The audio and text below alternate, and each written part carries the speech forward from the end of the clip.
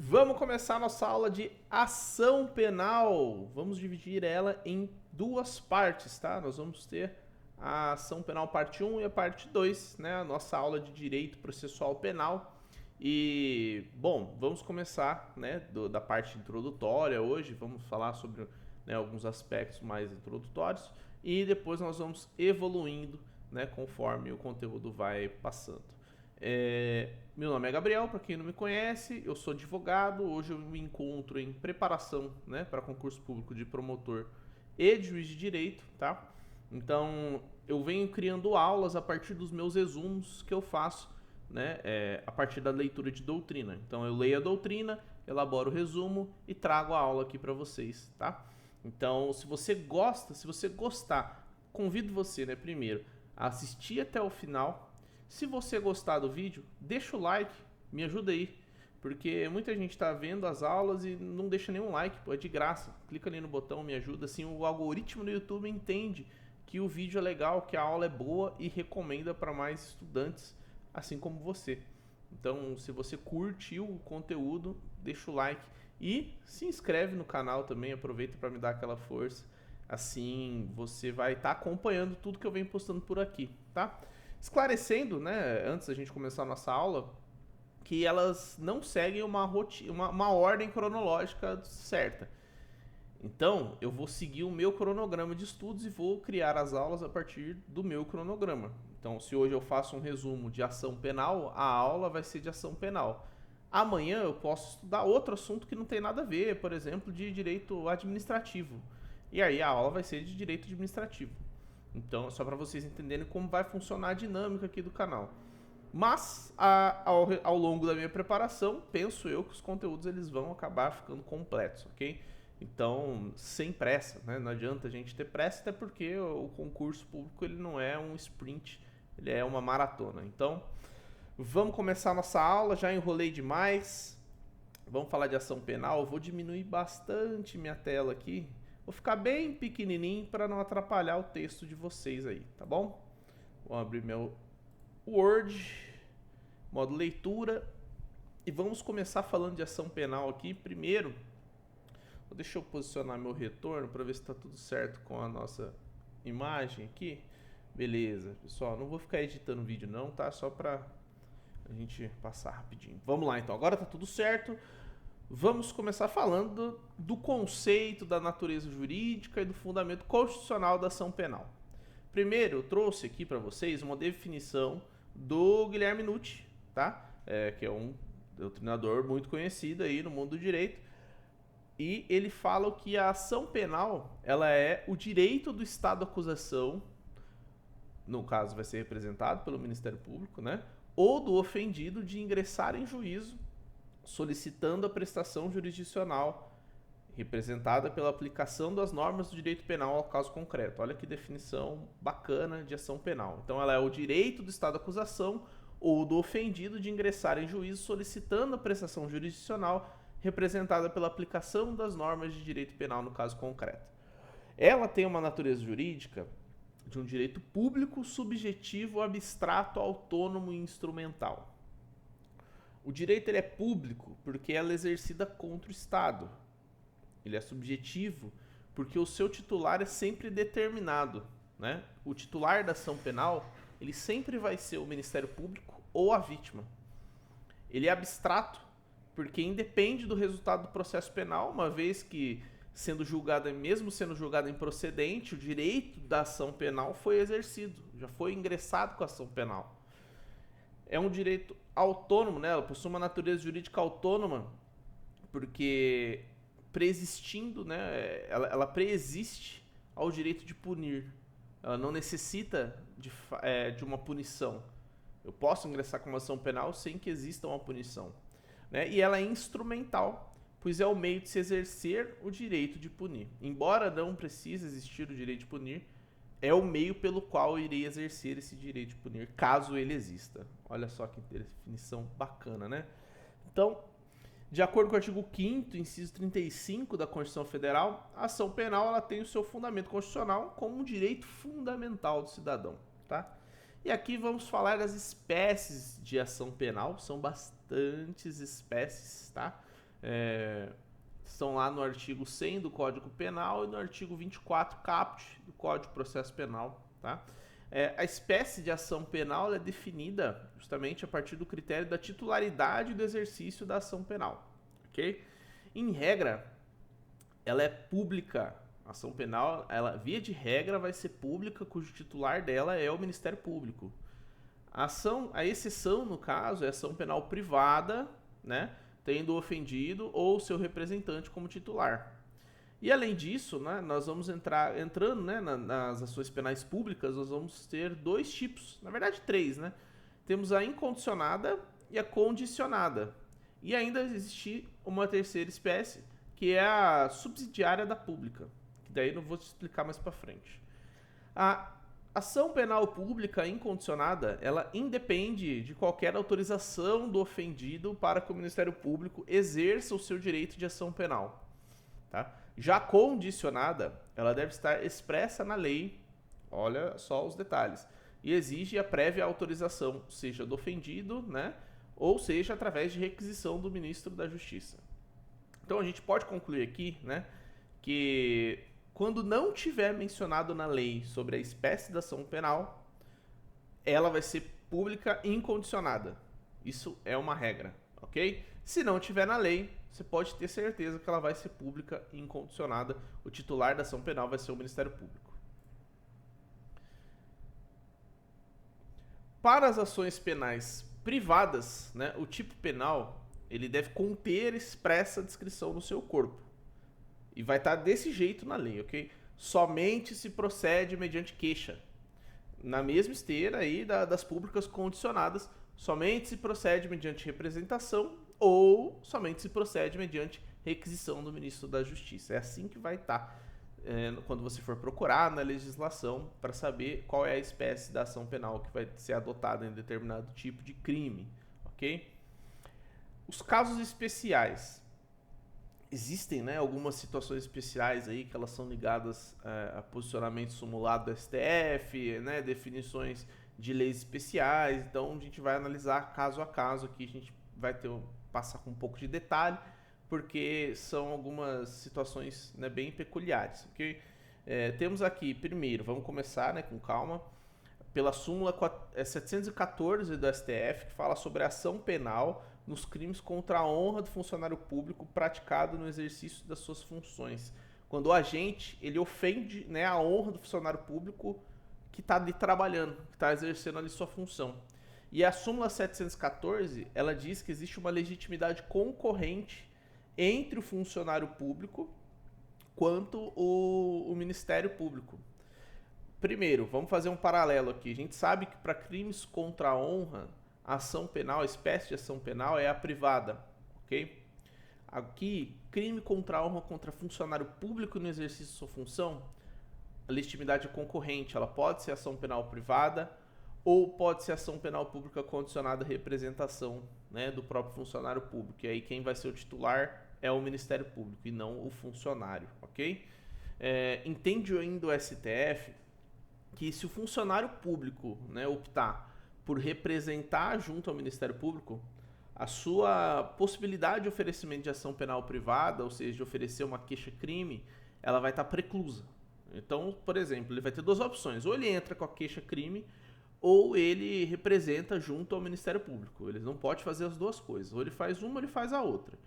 Então, aqui nesse caso, por exemplo, não tem nem cabimento da ação penal subsidiária da pública. Por exemplo, ele fez a representação para o Ministério Público, o Ministério Público entendeu que não havia indícios suficientes para ingressar com a ação penal e requereu diligências para apurar mais a situação, para ver se realmente, né, aconteceu ou não. Quando acontece isso, o funcionário público não pode entrar com uma queixa-crime. Tá? Aí ele já passou ali o direito da ação penal para o Ministério Público e não pode mais tomar ação nessa parte. Isso é um entendimento do STF. Então, se cair na sua prova, você já sabe o que responder. Ação penal nos crimes contra a dignidade sexual. Artigo 225 do Código Penal. Aqui, vamos lá. Antes da Lei 13.718 de 2018, o crime, né, ele estaria submetido à ação penal pública condicionada à representação do ofendido, que era a regra. era incondicionada quando a vítima era vulnerável. Tá? A maioria dos exemplos vão ser com vítimas menores de 14 anos, que era considerada vulnerável.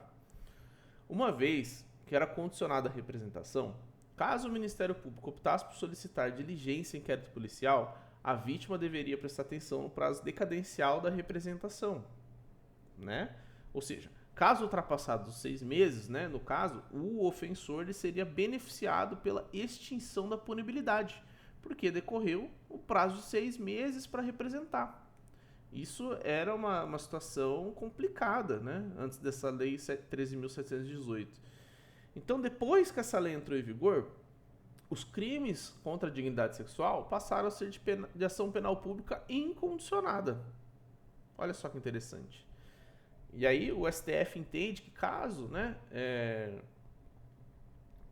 voltando, me perdi. Assim, a gente pode registrar aqui, por exemplo, que com a Lei 14.344 de 2022, Lei Henri Borel, a prescrição, antes de transitar em julgado de sentença final, começa a correr nos crimes contra a dignidade sexual ou que envolve violência contra criança e adolescente, da data que a vítima completar os 18 anos. Então, além de ser além de ser uma ação penal pública incondicionada à representação, quando cometida, né, contra criança ou adolescente, a prescrição ela vai começar a correr depois que a vítima completar 18 anos. Antes a gente não tinha essa previsão e o que acontecia era a extinção da punibilidade do agente. Passando agora para a ação penal no crime da injúria racial, artigo 2º-A da Lei 7.716 de 89, com a redação dada pela Lei 14.532 de 2023. Aqui nós vamos fazer um paralelo entre datas, tá? Antes de 2009, a injúria racial era considerada como injúria qualificada e, portanto, ela era sujeita de ação penal privada, que era crime contra a honra, né? Após 2019, ela passou a ser de ação penal pública condicionada à representação. Então, em 2023, com o advento da Lei 14.532 de 2023, o crime de injúria racial foi tipificado como crime de racismo. Assim, a injúria racial é crime sujeito à ação penal pública incondicionada e também é imprescritível e inafiançável, né? Além disso, se equipara ao crime de racismo a injúria homotransfóbica, de acordo com o STF, ok? E aí, né, para as condutas aí de injúria por fatores como religião, condição de pessoa idosa, a Lei 14.523 de 2023 manteve a ação penal pública condicionada à representação. Então, essa situação de ação penal pública incondicionada só vai valer para os crimes em que a Lei 14.532 de 2023 estabeleceu como crimes de racismo, equiparados ali ao crime de racismo, que seria a injúria racial e a injúria homotransfóbica também. Então, são ação penal pública incondicionada. Passando agora para ação penal nos crimes de lesões corporais leves e culposas na Lei Maria da Penha. A regra aí do artigo 41, né, da Lei Maria da Penha. Normalmente, né, nos seus artigos 88 da Lei 9.099 de 95, né, a lei dos juizados especiais, os crimes de lesões corporais leves e culposas seriam de ação penal pública condicionada à representação do ofendido, certo? Só que quando é praticado no contexto da violência doméstica e familiar contra a mulher, aí muda o regramento, tem que seguir a Lei Maria da Penha, o artigo 41. E aí teve toda uma controvérsia, né, a respeito disso, e o STF decidiu, no julgamento da ADI 4424 e da ADC 19, que os crimes de lesões corporais leves e culposas no contexto da Lei Maria da Penha são de ação penal pública incondicionada. E aí o STJ ele seguiu o STF e editou a súmula 542. Nesse caso, né, a ação penal nos crimes previstos... Opa, perdi aqui.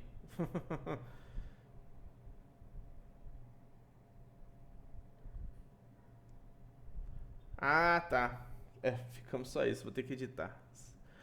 Ação penal agora, passando então, entendido esse tópico, né, de que os crimes no contexto da violência doméstica familiar contra a mulher, ele, mesmo que lesões corporais leves e culposas no contexto da Lei Maria da Penha são de ação penal pública incondicionada, agora nós temos aí um entendimento do STF e do STJ, né, com a súmula 542, agora a gente passa para o estudo aí da ação penal nos crimes previstos no ECA, artigo 226, parágrafo 1º, com a redação dada pela lei Henri Borel, tá? E o artigo 227 do ECA. A lei Henri Borel, ela buscou introduzir o mesmo sistema utilizado pela Lei Maria da Penha, só que para os casos de violência doméstica e familiar contra criança e adolescente. Né? Se você observar, fizer um estudo da Lei Henri Borel, muitos dispositivos da Lei Maria da Penha vão estar na Lei Henri Borel.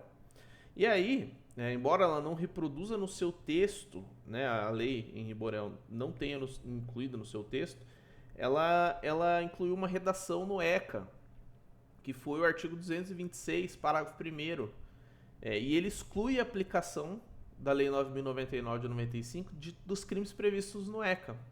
E aqui tem que tomar muito cuidado, porque se o crime for no contexto da violência doméstica contra criança ou adolescente, se ele não tiver previsto no ECA, ele será aplicado a sistemática da Lei 9.099 de 95. E aqui nós temos 3 hipóteses. Se eles estiverem previstos no ECA, né, se os crimes estiverem previstos no ECA, independente se for praticado no contexto de violência doméstica ou não, e mesmo que a pena máxima seja menor que 2 anos, não vai ser aplicada a Lei 9.099 de 95. E aí a competência dos GCRIMs vão ser afastadas, ok? Por consequência, não vai caber, por exemplo, né, nesses crimes que estiverem previstos no ECA, não vai caber transação penal e suspensão condicional do processo. A segunda hipótese, se os crimes não tiverem previstos no ECA, mas se forem praticados no contexto da violência doméstica contra crianças e adolescentes do gênero feminino, também não permitem a aplicação da Lei 9.099 de 95 por força do artigo 41 da Lei Maria da Penha. E aí, olha só que interessante, nós temos aqui o exemplo, por exemplo, né, do crime de maus tratos contra uma menina que prevê pena de detenção de 1 ano e ele não vai ser julgado pelo GCRIM. Nesse caso, ele não vai ser julgado, né, pelo GCRIM, não vai caber transação penal e não vai caber suspensão condicional do processo. Súmula 536 do STJ.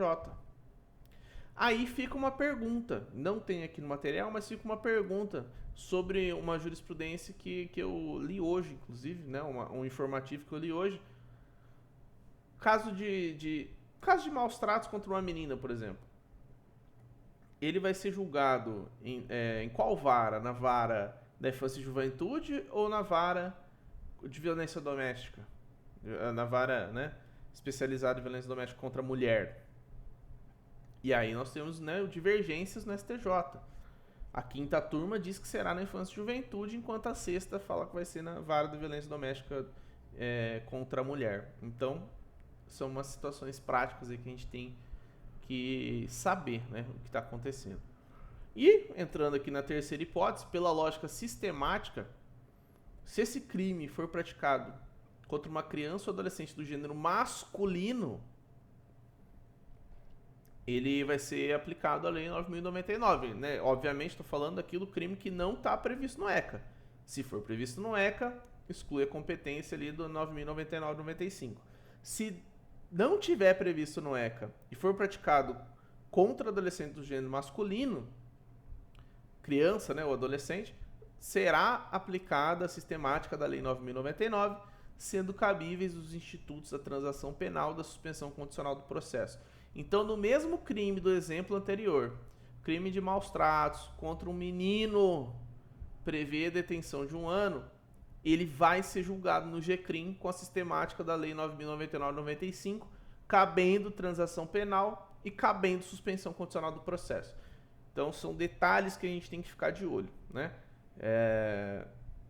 Ou seja, que finalizando, a interpretação sistemática da retirada dos crimes do sistema do JEC é apenas para crimes previstos no ECA, mesmo que não sejam contidos, né, na violência doméstica ali. Ou seja, isso não deve se estender para os crimes, né, para todos os crimes do Código Penal. Aí o artigo 227 do ECA diz que para os crimes definidos nela, né, na lei, né, do Estatuto da Criança e Adolescente, as ações penais serão públicas e incondicionadas. Os crimes que não tiverem previsto no ECA, quando praticados no contexto da violência doméstica, aí vai ter que ser feita uma análise sobre a natureza do crime para definir a espécie da ação penal. Exemplo, se a lesão corporal é contra pessoa do gênero masculino ou feminino, é de ação penal pública incondicionada. Já o crime de perseguição, mesmo se praticado no contexto da violência doméstica familiar contra criança e adolescente, de ambos os gêneros, será de ação pública condicionada à representação. Então a gente precisa fazer uma análise para ver como que vai funcionar e qual é a espécie da ação que será adotada, ok? Ação penal popular, de 14 da Lei 1079 de 50. Qualquer cidadão pode denunciar, em caso de crimes de responsabilidade, o presidente da República, os ministros de Estado. E a denúncia vai ser feita para a Câmara dos Deputados. E aqui, gente, tem que tomar um cuidado, porque denúncia não significa peça inicial acusatória, e sim a notícia do crime. Tá? Para grande parte da doutrina, a acusação ela deve vir do órgão fracionário do Poder Legislativo. Então a gente pode dizer que a única ação penal popular que a gente tem em vigor é o habeas corpus. E ela não tem natureza condenatória, pelo contrário, né, em razão da sua legitimidade para a propositura. A mesma coisa a gente pode dizer para ação penal ex officio, artigo 647-A e 654, parágrafo 2º do Código de Processo Penal. Né? Antigamente a gente tinha o processo judicialiforme, né, que era uma ação penal, que a possibilidade, né, dessa ação penal ser iniciada a partir das contravenções penais, por meio de auto de prisão em flagrante ou portaria expedida pelo delegado, né, ou pelo magistrado de ofício ou a requerimento do Ministério Público. Hoje isso não existe mais, então sobrou mais uma vez o habeas corpus, que é uma ação penal ex officio, que ela é admitida, né, uma vez que os artigos 647-A e 654, parágrafo 2º do CPP, eles permitem, né, de ofício a concessão da ordem de habeas corpus individual ou coletivo por qualquer autoridade judicial, isso aí sendo juízes ou tribunais. Temos também a ação de prevenção penal, que é uma ação penal que visa, né, a aplicação de medida de segurança aos absolutamente inimputáveis através da sentença absolutória imprópria. Temos a ação penal adesiva, que ela é parecida com o litisconsórcio do processo civil. A diferença é justamente que, ao invés de ser uma única petição, que é, por exemplo, né, a regra, né, é que exista a propositura da denúncia pelo promotor de justiça, pelo parquet, e a queixa pela vítima do delito conexo. Assim, forma assim um litisconsórcio. Ela se aplica aí na hipótese de conexão ou continência entre crimes de ação penal pública e ação penal privada. Ação penal secundária é quando a lei, como regra geral, prevê um titular para o juizamento da ação penal de um determinado crime, mas em decorrência do surgimento de outras circunstâncias especiais, prevê secundariamente uma nova espécie de ação penal para a mesma infração. Aqui vai um exemplo para vocês entenderem melhor. É uma ação penal pública incondicionada que se transforma numa ação penal pública condicionada à representação. Um crime de injúria comum, que é de ação privada, ele passa a ser um crime de injúria qualificada, que é de ação penal pública condicionada à representação. E aqui a gente não pode confundir com a legitimidade concorrente, né? Que a legitimidade concorrente diz que a própria regra geral já permite o oferecimento da ação penal por mais de um agente. Nessa hipótese da ação penal adesiva, né, que seria a ação secundária, na hipótese da ação penal secundária, a regra geral ela prevê uma espécie de ação penal que é afastada por determinadas circunstâncias, né, do caso concreto, as quais alteram a natureza da ação penal. Então, não é que a lei ela manda, ela admite a possibilidade de mais de um agente por operação. O caso em questão, ele era de um jeito, se virou outro tipo de caso, e aí esse segundo caso, o caso que ele se tornou, altera a natureza da ação penal. Temos também o princípio da suficiência da ação penal, né? Que significa que a ação penal por si só é capaz de prestar tutela jurisdicional reclamada, sendo desnecessário o oferecimento de outras demandas, por exemplo, para a solução de questões prejudiciais que surjam no desenrolar do processo penal, né? Ela, como eu disse, ela tem ligação com as questões prejudiciais, que são todas as questões relacionadas ao mérito da causa, que necessita de julgamento antes, né, da própria causa. Então é uma ação penal que por si só ela pode resolver o problema ali. Temos a ação penal extensiva, né, que são quando a gente chama os crimes complexos, né, que são aqueles crimes originados da soma de condutas que constituem delitos autônomos, né, caso dos crimes, né, caso um dos crimes, por exemplo, seja de ação penal pública, todos os demais serão por extensão. Isso equivale, né, para todas as espécies de ação penal.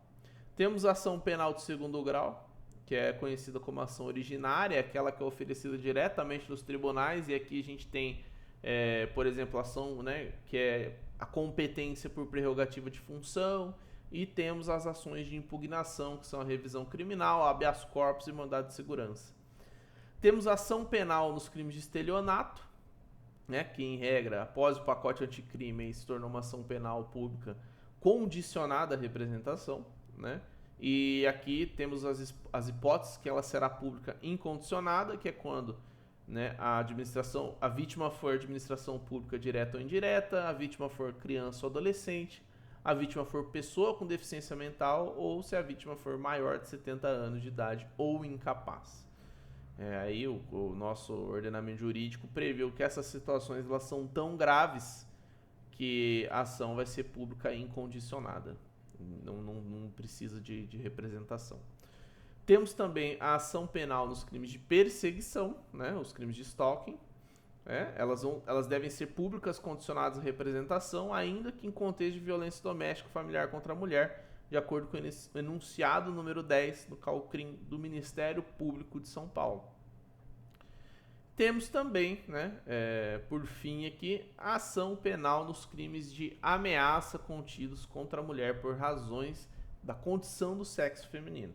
Via de regra, gente, o crime de ameaça ele é ação penal pública condicionada à representação, tá? Só que com o pacote antifeminicídio, a lei 14.994 de 2024, o crime de ameaça passa a ser de ação penal pública incondicionada se ele for cometido contra a mulher por razões da condição do sexo feminino, né? Inclusive, nesse caso, a pena será aplicada em dobro. Então, no caso dessa alteração legislativa, por ser uma norma processual mista ou híbrida prejudicial ao autor, a gente deve ficar ligeiro aqui com essa situação, ela não retroage. Então, ela deve ser aplicada somente a partir dos fatos praticados após a publicação dessa lei, ok?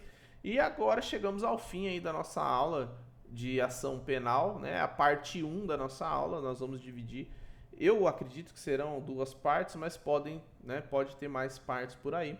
Se você chegou até o final, gostou da aula, deixa o seu like, me ajuda, tá?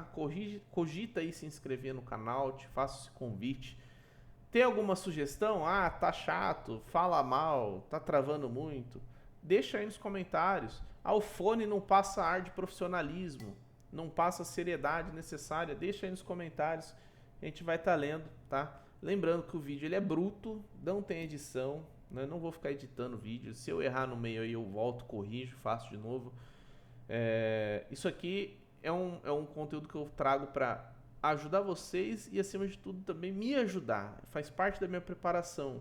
Eu fazer resumo, fazer uma aula, explicar a matéria. Isso faz parte da preparação.